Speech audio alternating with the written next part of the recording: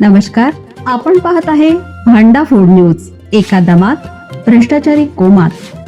Social media, कर्जबाजारी, गुन्हेगारी, सट्टेबाजी, चोरी, मटका, जुगार, दारू, सावकारशाही, न्यायाच्या प्रतीक्षेत प्रशासन. भांडा फूड न्यूज. एका दमात भ्रष्टाचारी कोमात.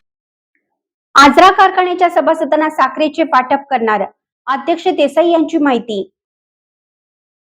गवसे येथील वसंतराव देसाई आजरा साखर कारखान्याच्या वतीने सभासद व डेनिज साखर वाटप करण्याचा निर्णय संचालक मंडळाने घेतला आहे.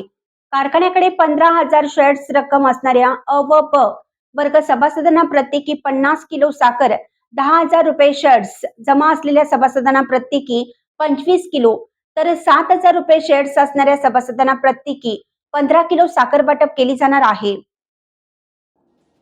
आनंदा गोपाळ वाळवेकर, वय वर्ष 58, SPS महाविद्यालय मागे, सोनगाव, तालुका सातारा असे कर्मचाऱ्याचं नाव आहे.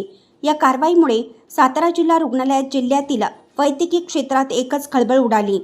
तक्रारदार याचे भागीदारीमध्ये रुग्णालय असून त्यामध्ये सोनोग्राफी सेंटर, सरकार मान्य गर्भपात केंद्र, कुटुंब नियोजन केंद्र सुविधा सुरू करण्यासाठी त्यांनी जिल्हा शल्य चिकित्सक सातारा यांच्याकडे प्रस्ताव दाखल केला होता. त्याच्या मंजुरीसाठी ते तत्कालीन जिल्हा शल्य चिकित्सकांच्या दालनातील शिपाई आनंदा वाळवेकर यांना वारंवार भेटले होते.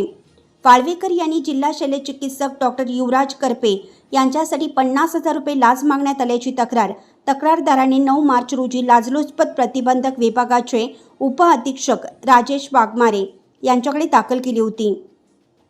या तक्रारीच्या संदर्भाने 9 मार्चपासून 15 एप्रिलपर्यंत 7 टप्प्यांमध्ये लाचलुचपत प्रतिबंधक विभागाच्या पथकाने या प्रकरणाची कसून पडताळणी केली.